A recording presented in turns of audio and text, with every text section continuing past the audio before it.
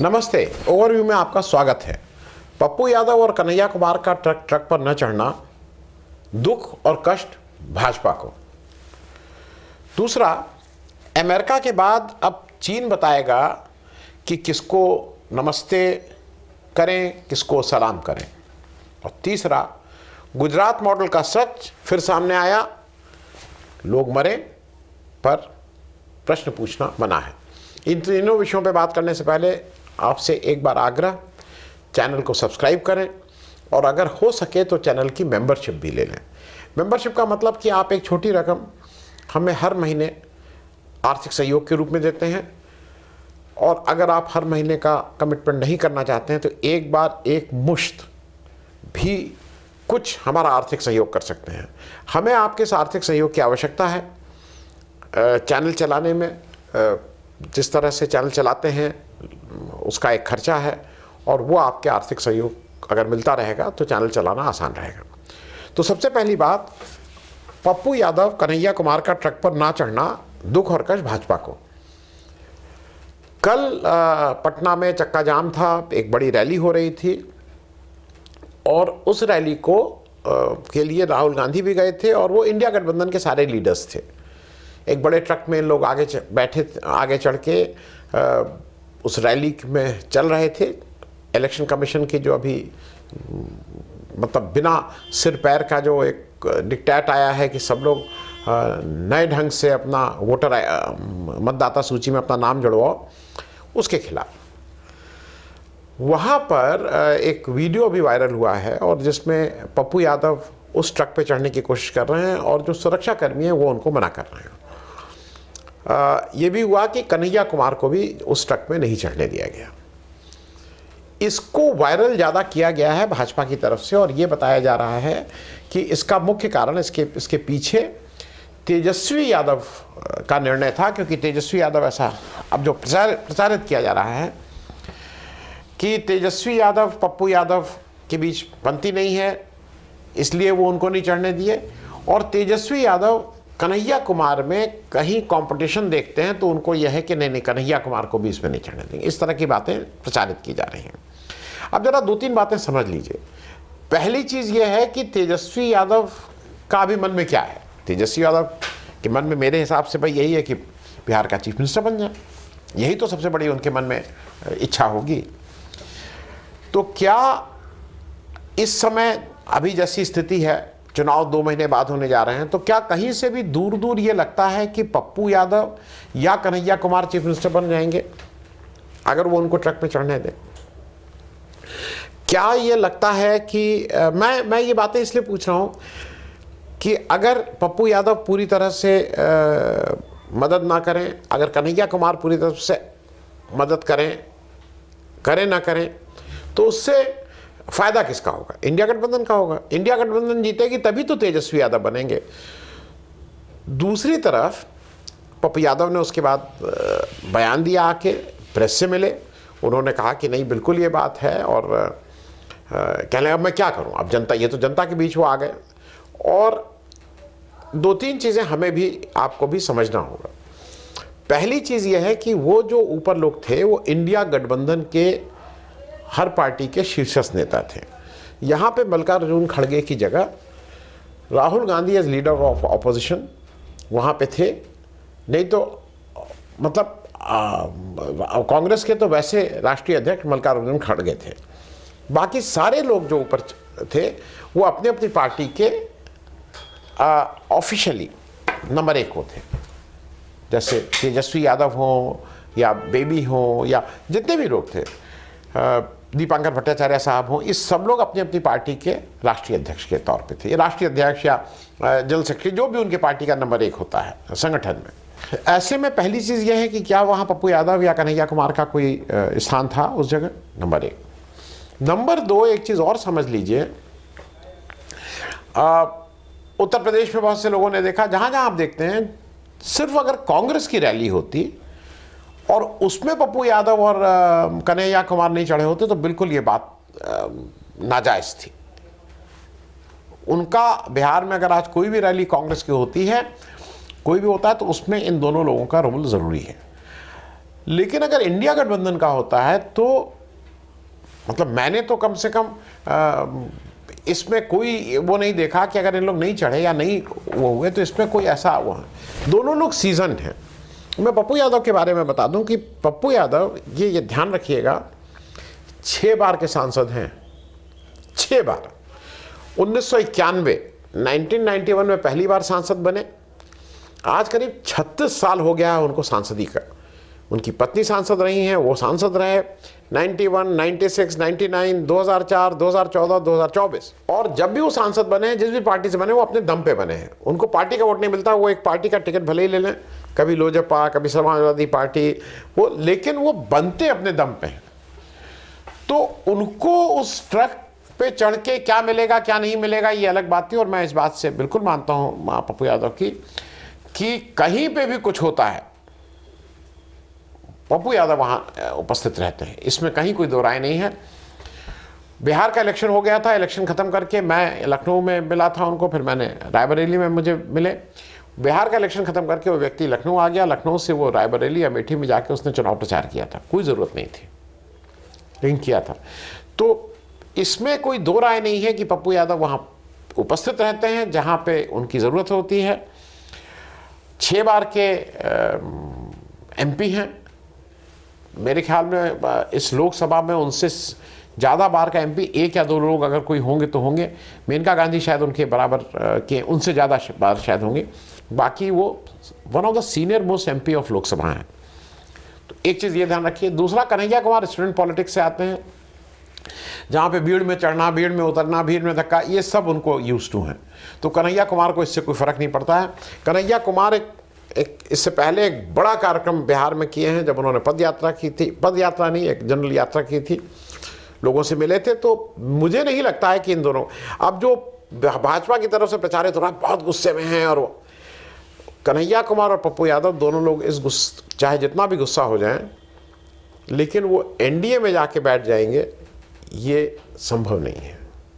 तो मेरे हिसाब से ऐसी कोई बात नहीं थी कोई, क्योंकि कोई जनरल भाषण तो हुआ नहीं, ऊपर से ही सारे जो इंडिया गठबंधन के मुख्य लीडर थे उन्होंने अपनी अपनी बात कही थी और वहीं से मामला खत्म हो गया था। ये इस बात को ज़्यादा बढ़ा चढ़ा के बीजेपी, जो आदत है बीजेपी की, आपस में झगड़ा लगाओ, आपस में झगड़ा लगाओ, कहीं ना कहीं से झगड़ा, 10 जगह कोशिश करोगे तो एक जगह सफल हो ही जाओगे, इस तरह की बात है। अब दूसरी बात, अमेरिका के बाद अब चीन बताएगा किसको नमस्ते करिए और किसको सलाम। ये मैं इसलिए कह रहा हूं कि 6 जुलाई को दलाई लामा साहब, जो 14वें दलाई लामा हैं, उनका जन्मदिन था। ये जन्मदिन इंपॉर्टेंट था, उसमें कई चीज़ें हैं, वो मैं बताऊंगा। जो ताज्जुब की बात है कि मोदी जी बाहर विदेश में थे, उन्होंने दलाई लामा साहब को एक संदेश भेजा कि 140 करोड़ भारतवासियों की ओर से आपको जन्मदिन की बधाई देते हैं, इत्यादि इत्यादि। चीन का स्टेटमेंट आया है कि हाउ डेयर, आपने उनको जन्मदिन की मुबारकबाद दी कैसे? ये चीन बोल रहा है मोदी से, नहीं। अब आप हमसे पूछिए, लिखिए application, sir I want to congratulate, I want to wish mister Dalai Lama on his birthday, so can I wish, please approve. तो मैं अप्रूवल देंगे वहां से, तब ये चाहता है चीन। ये बात मैं इसलिए कह रहा हूं क्योंकि इस समय चीजें इंपॉर्टेंट हैं। दलाई लामा साहब 14वें दलाई लामा हैं, एक लंबी परंपरा है इस दलाई लामा की। और तिब्बत जो देश है, वो दलाई लामा उसके स्पिरिचुअल, धार्मिक और राजनीतिक दोनों नंबर 1 होते हैं। 1950 में दलाई लामा आए, फिर तिब्बत के ऊपर चीन आ गया। चीन ने पहले तो इनको गद्दी पे बिठाया, उसके बाद 1959 में दलाई लामा की जान के ऊपर ये था कि उनकी जान बचेगी कि नहीं बचेगी। वो अपनी जान बचा के भागे, चीन को उन्होंने छोड़ा और वो भारत में आ गए। भारत ने उनको शरण दी, भारत में वो रहे और भारत में ही तिब्बत की गवर्नमेंट इन एग्जाइल सरकार बनी हुई है। एक तिब्बत लोग अपने उस मूवमेंट को चला रहे हैं, वो अपनी सरकार चलाते हैं, भारत की भूमि भी से चलाते हैं, छुप के नहीं चलाते हैं, अंडरग्राउंड मूवमेंट नहीं है, गांधी के रास्ते पे चल के नॉन वायलेंट तरीके से अपनी सरकार चला रहे हैं, अपनी बात कह रहे हैं पूरे विश्व में। और उन दलाई लामा के एफर्ट को 2011 में उनको विश्व का नोबेल पीस प्राइज भी मिल चुका है। हुआ क्या है, चीन क्यों परेशान है, ये भी जरा समझ लीजिए। दलाई लामा साहब ने 2011 में एक ऐलान किया कि दलाई लामा को एक चूज करने की एक परंपरा होती है कि वो जब हो जाएंगे तो एक सेट ऑफ रूल्स है कि फिर कुछ लोग जाएंगे, वो आइडेंटिफाई करेंगे, फिर वो उनमें वो ढूंढेंगे कि अच्छा यही असली दलाई लामा है, फिर उनको लाएंगे, फिर उनको, वो एक लंबा प्रक्रिया है।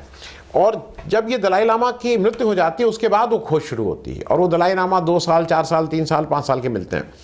तो जब तक वो दलाई लामा फिर अपने मतलब पढ़ लिख करके अपनी गद्दी पे बैठते हैं, तो वो एक 20 साल का पीरियड ऐसा होता है जिसमें उनकी जो सरकार है वो चला रही होती है, दलाई लामा नहीं रहते हैं। उनका पॉलिटिकल और रिलीजियस हेड उस 18-20 साल के पीरियड में नहीं रहता है।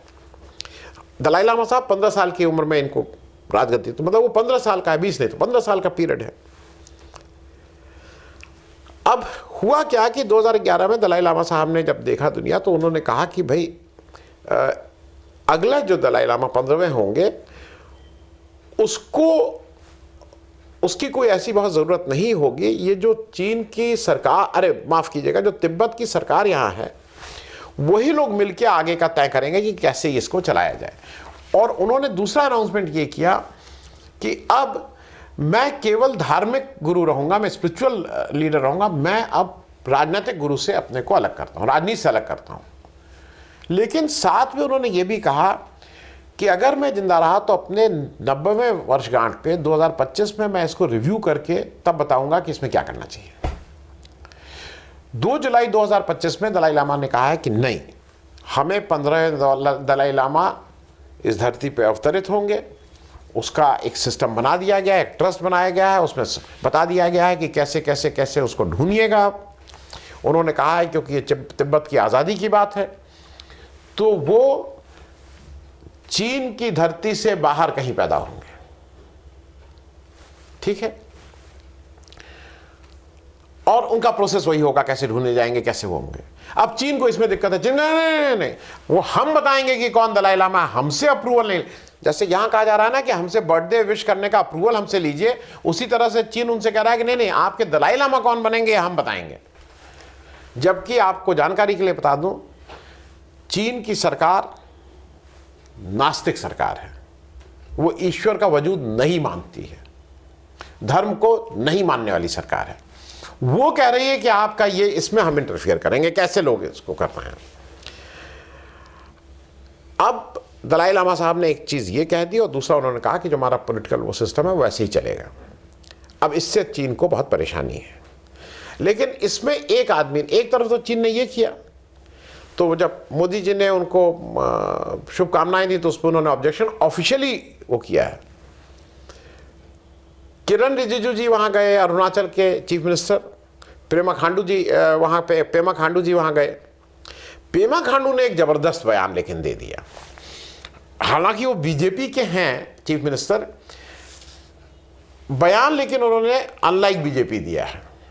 अब उसका कारण ये भी हो सकता है, जो पेमा खांडू जी हैं वो 2016 तक कांग्रेस में थे, कांग्रेस के चीफ मिनिस्टर थे, फिर जैसे बीजेपी का होता है 2016 में उन्होंने कांग्रेस छोड़ी, अपनी पार्टी बनाई, उसके चीफ मिनिस्टर बने, फिर 2016 में ही उन्होंने दिसंबर में शायद बीजेपी के साथ मर्ज हो गए, वो बीजेपी के सर्वे सरवा है, और वहाँ से अरुणाचल में तीसरी बार के मुख्यमंत्री हैं, ठीक से सरकार चला रहे हैं। उन्होंने एक बड़ी बात कही, उन्होंने कहा, जब वहाँ पत्रकार से वार्ता कर रहे थे, किसी पत्रकार ने पूछा कि और अरुणाचल की जो बाउंड्री है वो तो चीन, उन्होंने नहीं करेक्ट, अपने को करेक्ट करिए, चीन से हमारी कोई बाउंड्री नहीं मिलती है, हमारी बाउंड्री तिब्बत से मिलती है। और फिर उन्होंने उसका खुलासा किया कि कैसे अरुणाचल एक इम्पॉर्टेंट ऐसे बॉर्डर स्टेट है जिसकी 3 अलग देशों से बाउंड्री मिलती है। एक तरफ भूटान है, सबसे लंबी बाउंड्री तिब्बत है, और फिर हम म्यांमार हैं, पुराना बर्मा। और उन्होंने कहा कि चीन से तो हमारी कहीं बाउंड्री नहीं, हमारे भारत की किसी स्टेट की बाउंड्री चीन से नहीं मिलती है, हमारी तो तिब्बत से बाउंड्री मिलती है। अब चीन को तो इसमें बिल्कुल मतलब आग लग गई है। आग लगने का कारण यह है कि चीन अरुणाचल प्रदेश को अपना राज्य मानता है, अरुणाचल प्रदेश का कोई व्यक्ति चीन में, जो हमारे स्पोर्ट्स पर्सन भी जाते हैं स्पोर्ट्स में भाग लेने, तो चीन उनको वीसा देता है अलग से, उस स्टैंप नहीं उस पर करता है, क्योंकि वो कहता है वो तो हमारा राज्य है। पेमा खांडू जी का कहना ये है, उनको डर ये जो है कि उनका कहना है कि चीन से हमें बहुत होशियार रहना है, क्योंकि वो जो एक बांध बना रहा है यालिंग सांगपो, जो ब्रह्मपुत्रा हमारी वहाँ पे कहलाती है, इसी नाम से ब्रह्मपुत्रा वहाँ है, उस पर दुनिया का सबसे बड़ा बांध बन रहा है। अब पेमा खांडू जी कहते हैं कि ये चीज़ समझ लीजिए कि चीन ने किसी इंटरनेशनल वाटर ट्रीटी में साइन नहीं किया, तो उसका जो मन आए वो करेगा। वो उस बांध बना के अगर एकदम से पानी रिलीज करेगा, जो वो कर सकता है, चीन इज़ नॉट, वो बार बार ये कह रहे हैं क्योंकि वो किसी इंटरनेशनल वाटर ट्रीटी में नहीं है, कहीं नहीं मानता है, जो मन आएगा वो करेगा। तो उसके ऊपर ये हम लोग इत्मीनान नहीं कर सकते हैं कि वो एकदम से पानी छोड़ देगा, आदमी मरेंगे, जान माल का खतरा होगा, नुकसान होगा, तो कहने लगे उसको कैसे किया जाए, इस पे ध्यान रखना चाहिए। और इसी संदर्भ में उन्होंने कहा है कि हमारी बाउंड्री तो तिब्बत से मिलती है, और मेरे ख्याल में बिल्कुल ठीक स्टेटमेंट है। आज भी भारत की सीमा की रक्षा इंडो टिबेटन बॉर्डर पुलिस करती है, इंडो चाइना बॉर्डर पुलिस नहीं करती है। We have still Indo Tibetan border police. अब आ जाइए तीसरी बात पे। गुजरात मॉडल का सच फिर सामने आया, लोग मरे पर प्रश्न पूछना मना है। मैंने कल इस पे लाइव में श्रद्धांजलि के रूप में कहा था, अपनी बात कही थी। गुजरात में फिर एक पुल टूट गया, गिर गया, टूट क्या गया, गिर गया। वडोदरा से आनंद जाने वाले रास्ते में एक नदी पे पुल बना हुआ है, 43 साल पुराना पुल है, उसका रिपेयर हर साल होता है। पिछले साल रिपेयर हुआ है। वो पुल सुबह बीच से टूट गया, उसमें चलते हुए वाहन नीचे गिर गए, 12 लोग, या अब लोग कह रहे हैं 15 लोग, लेकिन 12 की तो कंफर्म न्यूज़ है, 12-15 लोग मर चुके हैं, जिनकी बॉडी मिल चुकी है। बाकी कितने मिले और क्या क्या हुआ ये नहीं मालूम। वहाँ पे जो कांग्रेस के नेता हैं, उनका कहना यह है कि इसके बारे में 3 साल पहले लिखित शिकायत की थी, पुल की स्थिति ठीक नहीं है, अजीब सी आवाज़ें आती हैं, लेकिन रिपेयर होने का तो बजट निकला, लेकिन वो रिपेयर पुल में हुआ या किसी की जेब में वो पैसा गया, ये तो जांच का विषय है। गुजरात में कोई जांच होती नहीं है। No one killed Sohrabuddin, no one killed Haren Pandya, इस तरह के अनगिनत प्रश्न हैं जो गुजरात में हैं। 135 लोग मोरबी पुल गिरने से मरे थे, लेकिन वाह रे गुजरात और वाह रे गुजरात की जनता, कितनी रिसाउंडिंग विक्ट्री दी थी गुजरात को।